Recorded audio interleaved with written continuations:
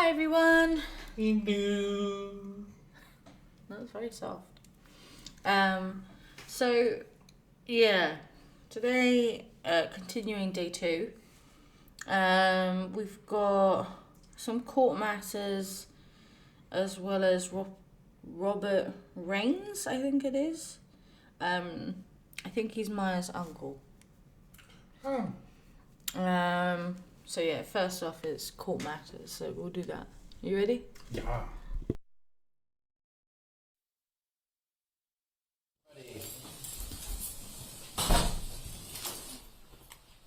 Any issues we need to address before we bring the jury in?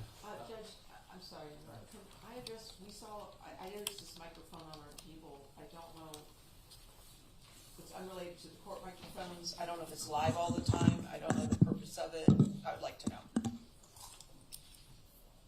Is that one of the court TV microphones, the one with the...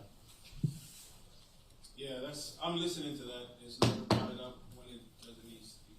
So if you guys are talking sidebars or they're talking amongst themselves, it's not. Well, Judge, I don't know why else it would need to be.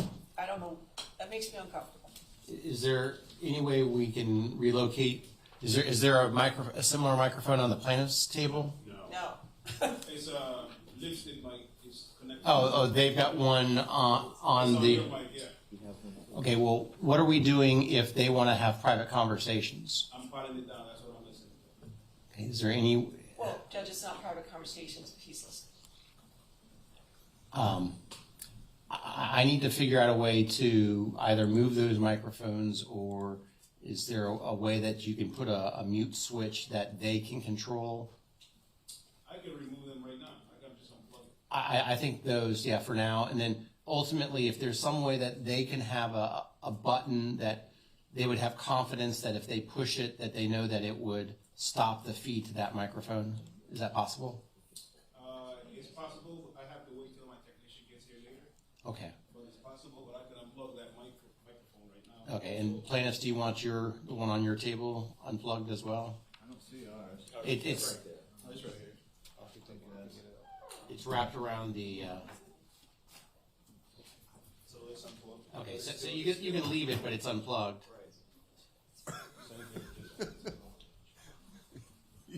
I can move this one if it scares you. Sorry? Did No, you know I it was know, there? as long as it's unplugged, it doesn't scare me. I just, one of them who's listening into our conversations. Okay, I appreciate that. Now, then, I don't know if Court TV, are you tapping into the house audio for your feed, or is that you're using your own microphones? I'm doing both. I'm sometimes listening to the house feed, or sometimes I'm also tapping into my own. So on the house feed, sometimes I might be hearing the back table, and once I start to hear a little bit of whisper, I kill the house, and I mute my.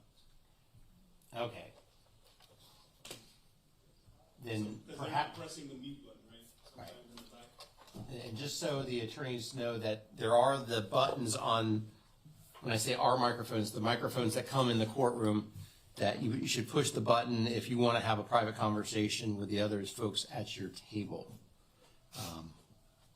Anything else I can do to help you all out at this time, Court TV? That's fine. Okay. Just as long as everybody remembers to hit the mute button sometimes.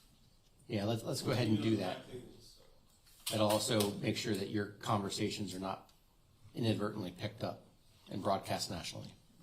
But if I hear them, then I go to my mics, so then they kind of. Thank you. Mr. Whitney. Your Honor, by agreement, we would like to admit 2530-020.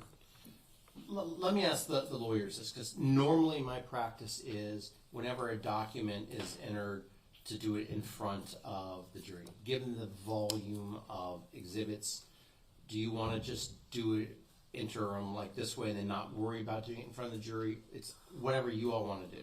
I just think with the number of photographs we're going to be discussing and everything else, Judge, it's easier to do it outside the presence of the jury so we can have a discussion. I just think it's easier. Happy to do it this way. Okay, so I will not worry about introducing exhibits in front of the jury. If it happens, it's great, but if we do it on the side, that's fine as well. Okay. What's the next issue? there are, for Kyle Kowalski, and he is after this, we only anticipate this witness will take us up to about 11 o'clock. So we would start then with Kyle Kowalski. There are a number of photographs of the nature of just simply background. Literally, the court's only ruled on the one note. And the only objection to these is cumulative. And since there've only been four photos in, and none of these are duplicative, we would like the court to make a ruling at this point, cumulative. How many photos are we talking about? A total of 18, out of which they've agreed to 3 plus, so there's 15.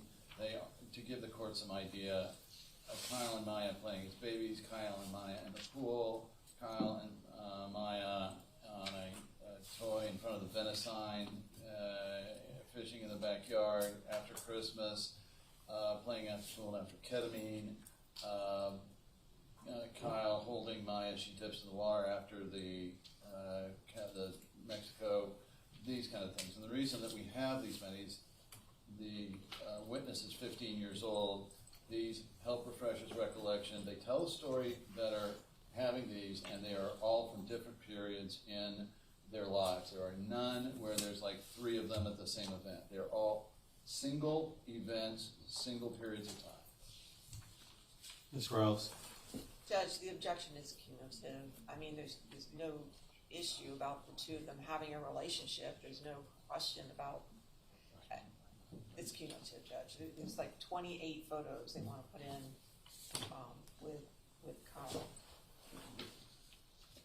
They made the argument that she was coming out of different points, strong, able to use her legs, not able to use her legs, that these different treatments were good for her and that she was doing so much better. The purpose of these photos is to demonstrate, literally, period by period, how Maya's doing. It is a visual representation. I thought these were photos of Kyle. They are Kyle and Maya together. And they're also demonstrate. Here's the thing. A lot of these are most photos are taken with both children in them. And it's just the kids growing up at first. And then after that, it's from different periods after certain treatments. That's the purpose of them. Judge, it starts with them as a toddler and moving up. I don't. Okay. How many total photos are we talking about that are being questioned? 19 objected to, 3 stipulated. 4. So you get 10 photos. Pick your 10. I would point out, Judge, they've already used 3 of them, so that in opening, so those would be 3 of the 10. What? Out of this group, just put 10, and then let's move on.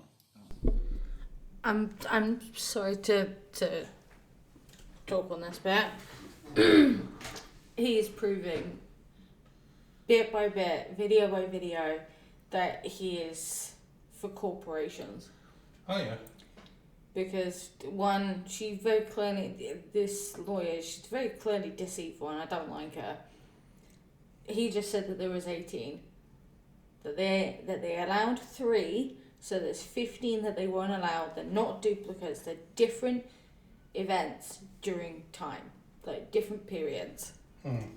Her saying they've got like 28 pictures. No, bitch, they don't have fucking 28, lying cow. And it's just like, if it's literally pointing out the visual representation of Maya's treatment that the hospital says wasn't working, that it wasn't effective, that she was malnourished, that she was being medically abused, that Beata had this control over her, because this is what the hospital was saying, that it's not their fault that Beata killed herself, it was Beata's lack of control, that she's a control freak. And she exerted that over her children, who were malnourished, and Maya was suffering from Munchausen by proxy. And it's like, if these pictures literally show that that is not the case, why would you not? It's like removing a murder weapon from a murder. Like So where's the murder weapon? We were not allowed to have it in. Well, no, it's not just that. It's not allowing. It would be the judge saying, no, we can't have that. Mm. It's talk about showing your bias. Also, I kind of just want to slap him a little bit and shave his hair because this is irritating. This just cut it off, my guy. Just cut it off. I want to fluff up his side hair a bit. I'm gonna put a red ball on his nose, make a white face painting on him with, maybe giving away to big shoes. Bright, colourful. Bright color clothes. And balloons. Yeah. Oh, I've got hiccups. Oh yeah, when you squeeze the nose thing, he's gonna do a honk. Like, Yeah. Anyway, sorry. I couldn't hold it in. You can tell us which 10 they are? May we have, during this next witness, may our team decide which 10 and then... Sure. Anything else? No, Your Honor. Anything else from the defense? No, Your Honor. Okay, let's bring in the jury, please.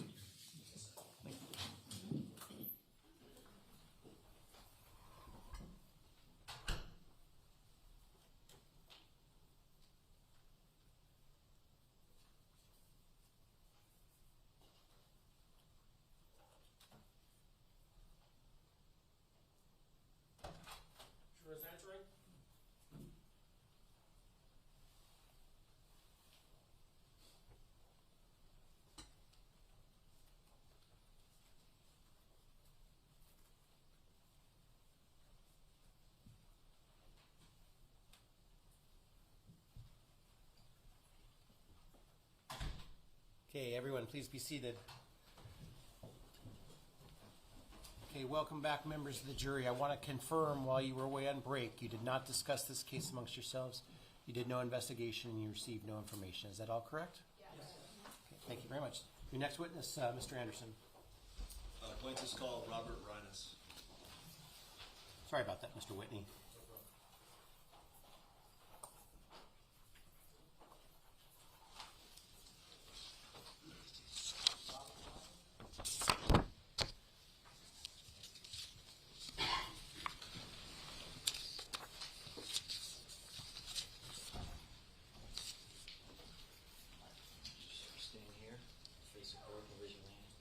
Do you solemnly swear or affirm testimony you're about to give will be the truth, the whole truth, and nothing but the truth? Yes, I do.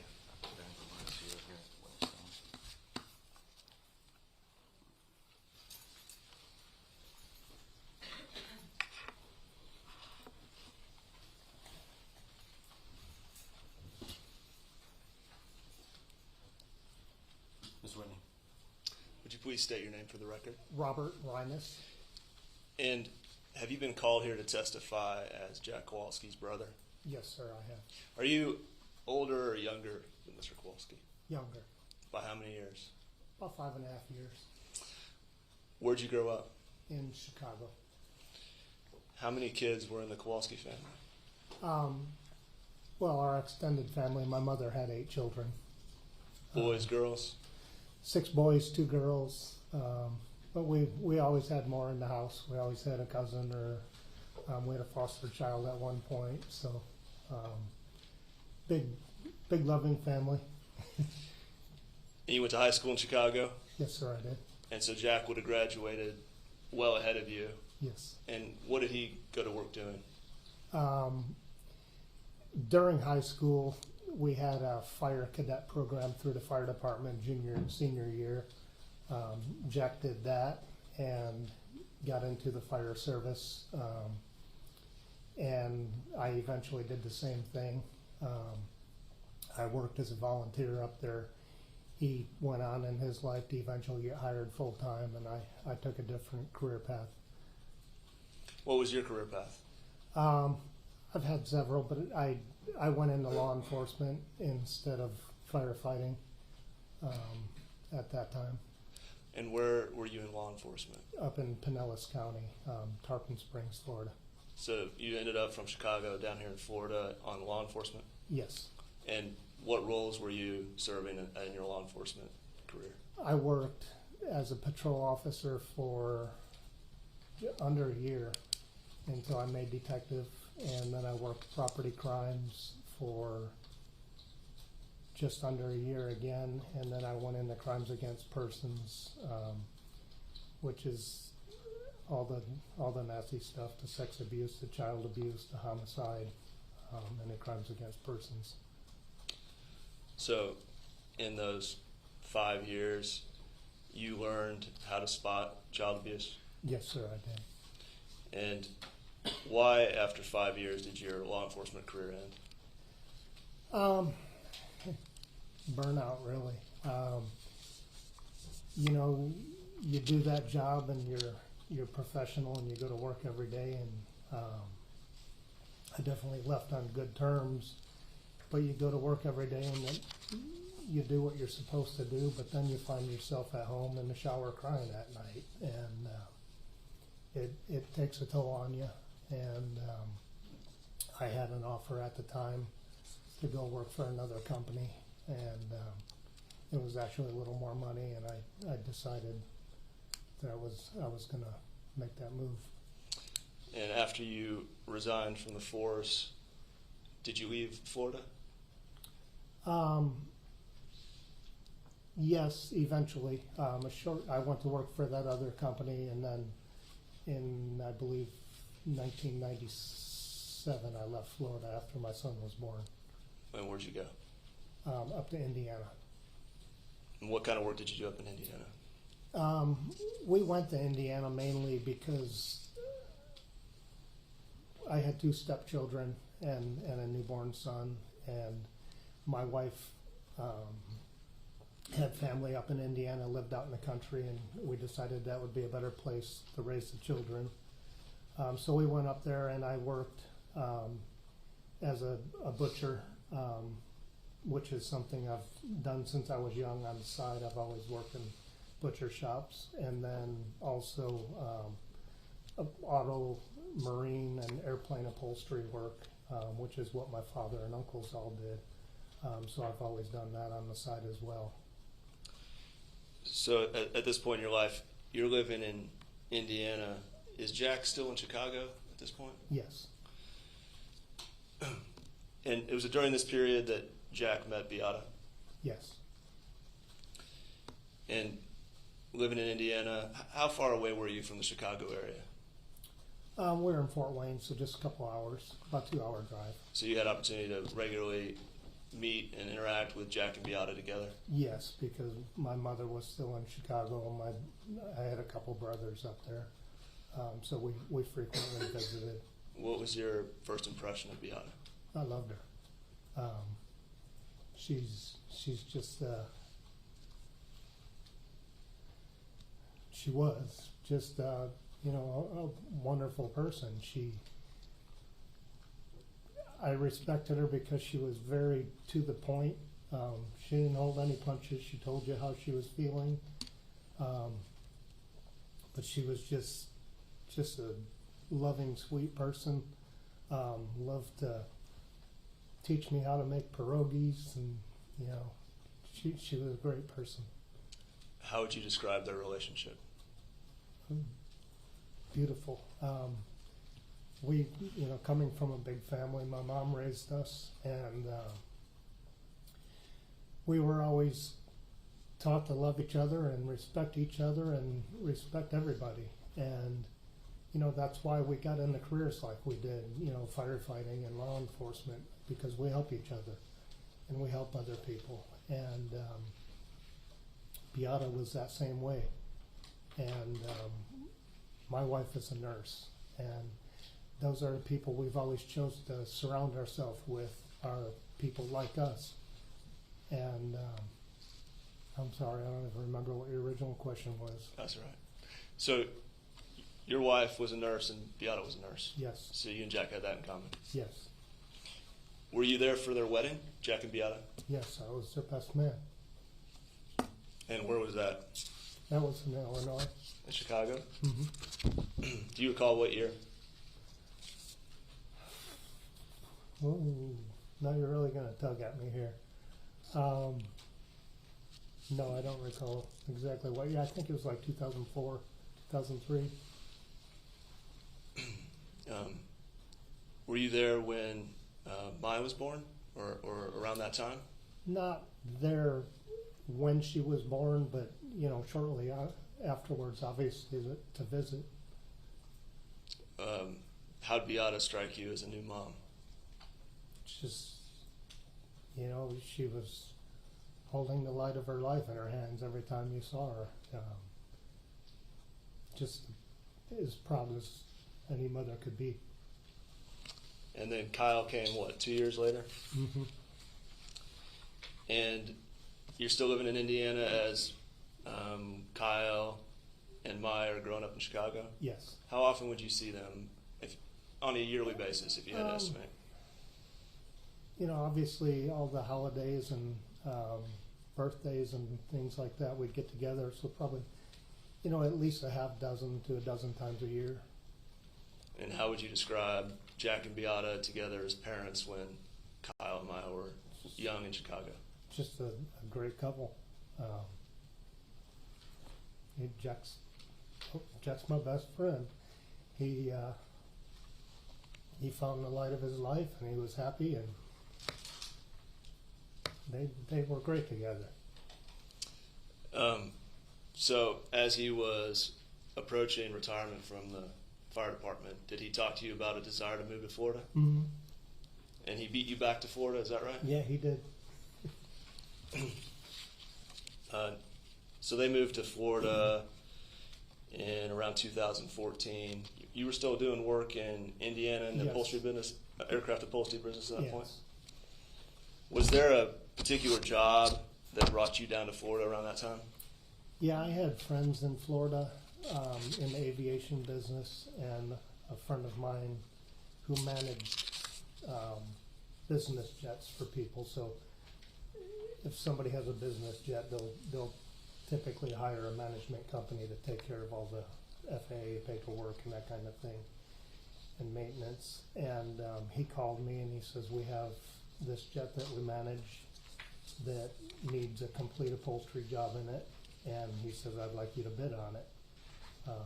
And I was a little shocked at first. I said, I don't live down there. And he said, bid on it. He said, it's good money. So I bid on the job, and it was worth my while to go down there and do the job. So I set up a trailer with sewing machines and everything, and went down there and did the job, and that started my move to Florida because it was successful. Where was that work? Which airport? In Lakeland, Florida. And were you living in Lakeland, or were you living in Venice at that time? At that time, we had a big motor home, so I have another brother who lives in Lakeland, so I brought the motor home down, and I was actually living in the motor home while I was working at the motor home was at his house. And did Kyle and Maya have opportunity to come over and see you in your aviation business in Lakeland? Yes, especially Kyle. What do you remember about that? Kyle loved to fly. I flew back and forth every day. Well, at that time, I didn't have my plane in the early stages. But Kyle loved airplanes, and he would come out and help me. I was building a new shop, and he came and helped me build all the tables to put the sewing machines in, and we spent a lot of time together. Just a great, happy little kid. What's he call you, by the way? What's Kyle call you? Uncle Bob. Uncle Bob. Did Maya fly with you as well? Yes, eventually, yeah. She wasn't as big of a fan as Kyle? No, I think she had a good time. Okay. The job you mentioned that brought you down to Florida, who was the client or the customer for that job? The owner of the jet, I remember his first name was Eduardo. They owned some banks in Mexico, but the pilot is who I dealt with, and his name was Abraham. And I'm going to fast forward here for a moment in the timeline, because you're doing this work in the upholstery business for the pilot Abraham in 2014, 2015. Mm-hmm. And just for a moment, just to fast forward a couple of years, in late 2015, Maya went down to Mexico for treatment. You were aware of that? Yes. And can you tell the jury what the connection was there with Abraham and Maya's treatment in Mexico? Abraham and his family lived in Monterrey, Mexico, which is where the hospital was that they were going to. He immediately, when I told him the story of what was going on, he immediately said, put me in touch with them and I will take care of everything when they get to Mexico. Abraham and his family met them at the hospital, and they were there for him the whole time. Anything they needed in Mexico. Gave Maya a big stuffed animal bear. Do you recall if Maya, Jack, Beata were able to bring that bear back to Florida with them? No, that's kind of a funny story because it was this big, real soft, big teddy bear, and it was too big for them to bring back on the commercial flight. So Abraham had to bring the plane back to me to finish things up, and he put the bear in the nose cone of the jet in a little storage compartment and flew the bear back up to Lakeland, Florida. And Jack and Maya came out and met us at the airport there, and we wheeled Maya up to the plane and opened the nose cone, and the bear just kind of fell out for her. It was just a cute moment, and a great thing for the guy to do. Your Honor, I'd like to show Mr. Rynes what's been admitted as Exhibit 2530-020. Can we publish? Yes, you may.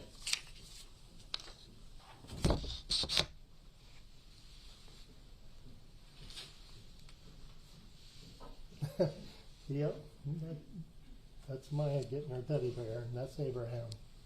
So the gentleman there handing her the teddy bear is Abraham, Yes, and Maya in the wheelchair. yes, Is that his plane right there in the background? yes, with the hatch open on the right. What kind of plane was it? Do you remember? It was a Cessna Citation, or I'm sorry, a Cessna Mustang. And this photo is January 30th, 2016. Does that sound right? Yes, So this was after her ketamine treatment in Mexico, yes. a month or two after. All right, that's good, thank you. All right, so I fast forward there to show the teddy bear coming back. But let's back it up a little bit. You relocate to Florida initially for this job in 2014, 2015. Did there come a time when you moved to Venice permanently? Yeah, I think, once I started my second job, my wife worked in a surgery center up in Indiana, and we both immediately started talking about making a move to Florida. So we actually found a house in Jack's little circle. The neighborhood he lives in, it's really a unique neighborhood because all of the neighbors in there know each other and they all hang out together, and so we wanted that neighborhood, and there was one house for sale, and we came down to look at it, and the night before we got there it went under contract, so we were a little heartbroken, but they were starting a new subdivision right across the street, and we ended up buying a spec home right inside the gate, so we were still probably less than a quarter mile from Jack, right across the street. Right. I'm gonna end it here. What do you think of Jack's brother? Interesting character. I think it's very interesting because I don't think the hospital knew until they started this whole entire legal case that Jack's own brother was in law enforcement. He's seen abuse. He's seen what it does to a child. what he would have done. Yeah. So, like, Jack's got 2 sisters, 6 brothers. 2 sisters, 5 brothers. There's 6 boys, 2 girls. If they've all gone into public servant roles, nurses, firefighters, law enforcement, whatever, there's no way that type of abuse would have allowed to fly. Exactly. Especially the fact that they go to church as well. I don't know why that sort of. I know there's a lot of religions where they sort of brush that under the rug. I don't think that would happen with this, in this family.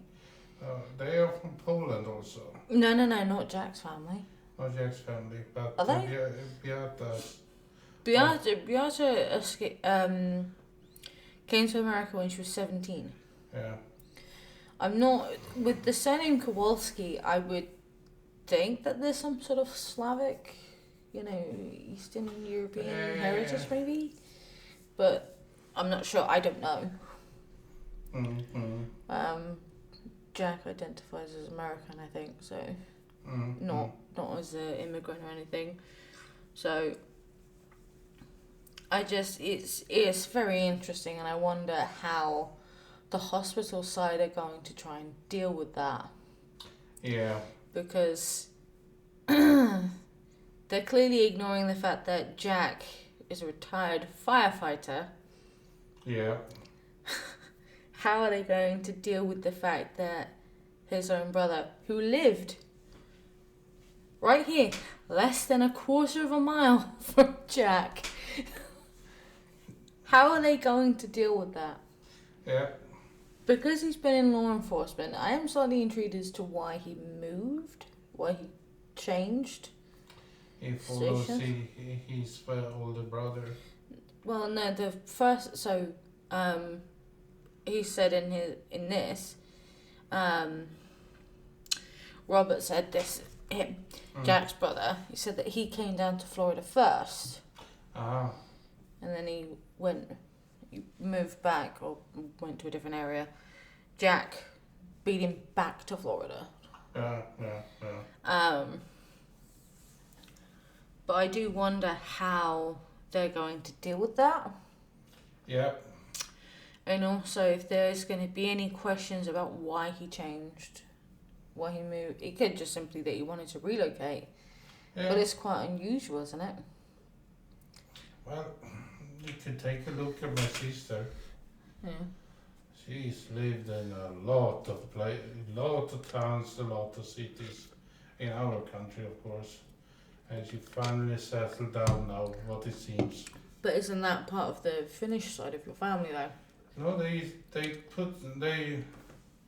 moved to a place, and doesn't matter if the earth shatters, they're not moving from that place. Oh, so essentially they're like the mole from Ice Age 3, I think it is. Yeah. I survived on this log and I will die on this log. I was born in this hole and I would die in this hole. But the world's gonna flood. When grandmother and grandfather came from Sweden, this was during the war. Do you mean from Finland? Yeah, from Finland. Yeah. Their families kind of forced them to move. Their families themselves, they lived where they lived, and they didn't matter that the Soviets came. They were like, no, we're not moving from this place. And it's like... Is that the one where you've got a photo album of them? Yeah. Yeah. But I mean, didn't your grandmother and grandfather not learn Swedish? No, my grandmother learned some Swedish because she wanted to communicate with her grandchildren. My grandfather, no. And I find it so comical when they describe when they came here to Sweden. And he was just trying to go out to buy milk for his thing. Wasn't he like trying to do a Pictionary thing? Like, Yeah, you know, when you're milking the cow, he did that gestures with his hands, and then he was saying moo. my God. I mean, yeah. It worked. It worked. I would completely agree with it. They probably just threw the milk at him and was like, please don't come back. But anyway, sorry, we'll go on a side tangent. Yeah, I'm really intrigued to see how the cross will go for this guy. Yeah. It does make me kind of... It made me feel quite bad for the family when he had to correct himself from present tense to past tense, referring to Maya. Yeah. Not Maya, Beata. Jesus. Yeah. That's really sad. Yeah. The hospital just wrecked that family. It's like they just had a bulldozer and wrecked them. It didn't... I mean, unfortunately for them, the hospital... So, Sally Smith, I think her name is, Dr. Sally Smith. She had done the same shit that she did to the Kowalskis, to loads of other families. Yeah. Loads. But unfortunately for her, she picked the holiest than thou family to do it on. I was about to say that this is an unfortunate event, but it has happened quite a few times over there in USA, what it seems. Well, not just that, it's happening. I'm not sure, I'm not 100% on other European countries, but I know in the UK it's been happening quite a bit. I would presume France also. Why France? Yeah, they have. There is a lot of cooperation clinics there. Yeah, which doesn't mean that they're bad, though. No. I mean, there was I think his name was Alfie. He was a toddler. Basically, the hospital refused to allow the parents to take him out of hospital. And they were going to turn off his life support machine because he was unable to breathe, and the hospital wasn't willing. There was treatment in other countries that he could have been transported to. If it didn't, I mean, doesn't matter if it's a child. If it's your child, you're going to do anything you can to get them better. Like it doesn't. You'll move heaven and earth for it to happen. Yeah. But yeah, this hospital, they wouldn't allow the parents to take him out of. They weren't wavering on their decision. They were like, no, he has to stay in hospital. They were like, okay, fine, because they argued for ages, back and forth, to try and get him to this other treatment. Hospital point blank refused, and then the family asked, well, can he pass away at home? Hospital said no. So he couldn't pass away around his family. It went up to High Court. I think it also went up to the European Court, and all of them sided with the hospital. And I don't understand why. Essentially, in the UK, parents don't really have any rights to their kids. Yeah. They do, but they don't. The court system and the school system seem to think that they know what's better for your child. Yeah. Despite the fact that they have hundreds of kids that don't get looked after properly, shit is happening in the schools, and in the court systems they're not being... It's just a fucking hypocrisy left, right and centre. But unfortunately for this hospital, they picked the worst family for this to happen. They are... So, Beata, immigrant, escaped communism, is essentially living the American dream, got qualifications, did everything herself. She literally is like the model immigrant that the American systems would beg for. Yeah. Because it's not that she's just come from a difficult, country of origin. She's come over, learnt a new language, completely different from her own, immersed herself in the culture, Yeah. and also trained to become a public servant. Yeah. And it's just like, I mean, Jack's side of the family, it's just, Yeah. it's just like unbelievable. Like, there's no criminality that's been mentioned so far. There's been no, they're essentially a good, what you would think of like a poster family in the 50s. Yeah. Yeah.